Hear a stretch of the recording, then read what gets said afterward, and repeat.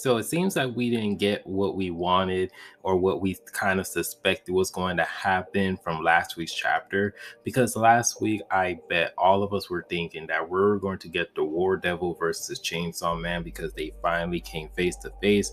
But we didn't get that because Yoshida came to the save of Denji because Denji, he was lost in the body of Aza or the War Devil because she was still in her underwear as Denji was staring at her, completely just staring at her. But of course, thanks to Yoshida, he was able to save Denji and he was probably going to give him a scolding because he's just like, bro, you are pathetic. But at the same time, Yuko is still alive, and we're finally were able to see that towards the end of the chapter that Yuko is actually alive. She's not fully dead, she's still alive, but she's just turned into a devil. And she can't go back into her normal life because everyone knows what she has done and all of like the rumors and information about her and why she did kill all these people was because she was bullied in school. So everyone knows her method and everything. So she just can't have a normal life anymore. So all of this is going down in this latest chapter of Chainsaw Man. And let's go in the beginning of this chapter. So we continue where we left off as the War Devil is about to go ahead and attack the Chainsaw Man. As she's saying, hey, you Chainsaw Man, do you remember me? As she's going through the guts of Yuko and using her legs as a sword as she's about to prepare to attack him. Then the Chainsaw Man just stares at her and just keep focusing on her whole entire body, not even saying the word. And then at this point, we see Denji is actually getting a boner and he's so excited because he's actually seeing a girl who has revealing clothes.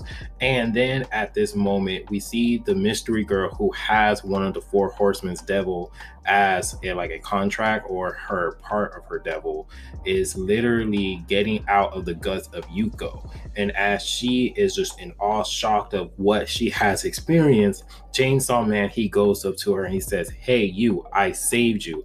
Yeah, it was me. I'm the one who saved you. And she is freaked out because she sees a devil in front of her. And at this moment, she's in shock because now that she sees a devil, she thinks that he's going to eat her. But Denji goes ahead and applies to her like, hey, I'm the Chainsaw Man. I'm not no random devil or anything else. I'm the actual Chainsaw Man that goes ahead and help people and save people. And besides, I'm not going to eat you. I don't eat people.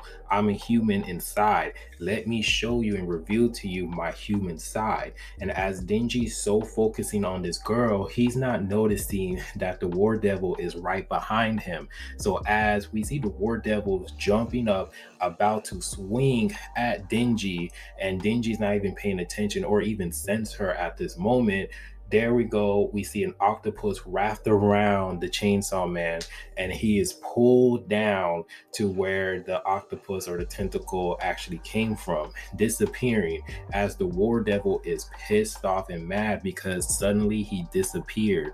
And she is just so frustrated because she thinks that the Chainsaw Man does not want to fight her or don't think that she is a great opponent or worth of his time. So she is just literally pissed off because she missed her opportunity to go ahead and battle against the Chainsaw Man. And one of the things that we see that the War Devil, one of the smart things she was able to do was to use Yuko's legs as a weapon because it would be powerful enough to actually inflict damage to the Chainsaw Man. Because before she was fighting against the Justice Devil or Yuko, she was stating that those pencils attacks were strong weapons. So what will be a strong weapon? Well, of course, will be like steel or metal, or of course, another devil. So the reason why she was able to use those legs was honestly for a more powerful weapon to actually finish off the Chainsaw Man. But sadly, she won't get the opportunity because Denji was saved by Yoshida, and Yoshida was just saying that, bruh, you are pathetic. I told you I was going to use force to stop you from revealing yourself that you are the Chainsaw Man to the public. And at this point, it's very, very interesting to see how Denji as a character, how he changed from part 1 to part 2. Because with part 2, he is so obsessed of being a hero and how he wants his identity to be revealed in part two. He didn't even notice that the girl was afraid or anything. All he was worrying about was the popularity of the Chainsaw Man and how he just wants people to see him as the Chainsaw Man so he continue getting praise because he sees that the praise that the Chainsaw Man kept getting, even he is so obsessed with the clout that Denji slowly needs to snap out of this mindset and kind of just focusing on the true aspect of what he needs to do. Because so far, even though we're seeing the perception of the War Devil or Oz's perception of the whole situation, we still can see that Denji is kind of not the Denji that we know from part one. I mean, he still is in a way because he still has certain aspects that like brings it out, but it just seems like as if that this is Denji cracking to 10 and he's so focused on the clout that he's not actually focusing on what he really needs to focus. And it seems like he's going on a crisis because everyone wants the Chainsaw Man, but no one doesn't really want Denji. Because like how part one he had Aki and power, it just seems like everything was turned into dust as soon as those two were gone, because it seems like now everyone wanted the Chainsaw Man and he thinks that everyone wanted the Chainsaw Man from the get-go. So it just seems like Denji is going on a crisis. But let's focus on back into this chapter because now the rumors have spread that Yuko has actually escaped. She didn't die or wasn't captured. She escaped, and everyone knows her method on why she killed these students because she was bullied in middle school. And they also showcase and diss her saying that she has a weak mentality because she's being tricked by a devil so easily. So out of nowhere, Asa, she started having this dream and she's running down this alley as a whole bunch of dead chickens is all around her. And then out of nowhere, she just keeps running into this darkness. And then all of a sudden she wakes up. And as she's waking up, drinking water, she hears someone knocking at her door and is Yuko. And Yuko tells her, don't open it. She was just like, I would manage to get away, but I turned myself into a devil and I don't want you to open it because I might eat you. So Aza is just like, girl, please. So she opens the door and then she sees Aza as Aza is still in her devil form with the hoodie, and she says, I told you don't open it, and the chapter ends.